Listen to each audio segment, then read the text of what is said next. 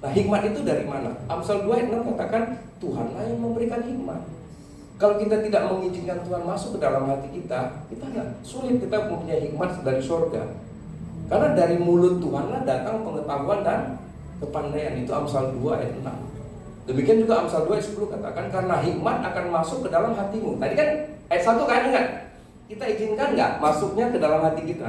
Amsal 2 ayat 10 karena hikmat akan masuk ke dalam hatimu dan pengetahuan akan menyenangkan jiwamu. Jadi hikmat itu akan masuk ke dalam hati kita. Pada saat tahun 2026 ini hikmat itu masuk ke dalam hati kita.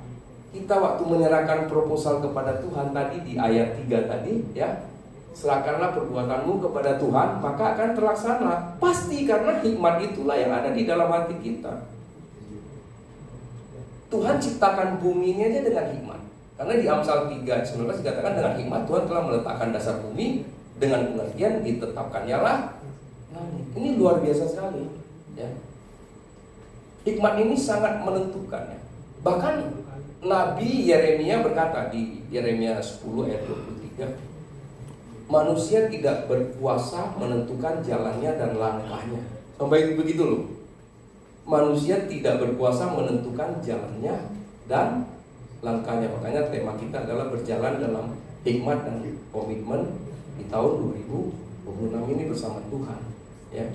Itu luar biasa loh Yeremia menulis. Jadi persiapan pikiran yang selaras dengan firman Tuhan dalam membuat rencana itu penting. Selain hikmat yang sudah Tuhan taruh di dalam hati kita, jadi pikiran dan hati ini nyatu ya, untuk bisa membuat rencana-rencana yang baik bagi Tuhan maupun bagi kita.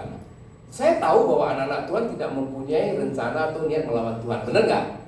Ya, dari tadi kita kan bahas di panjang. Tapi saya percaya anak Tuhan pasti tidak punya rencana atau punya niat untuk melawan Tuhan. Tetapi ingat, itu bergantung kepada suasana hati kita. Memang nggak punya niat, tapi suasana hatinya jelek, pasti melawan Tuhan, benar nggak?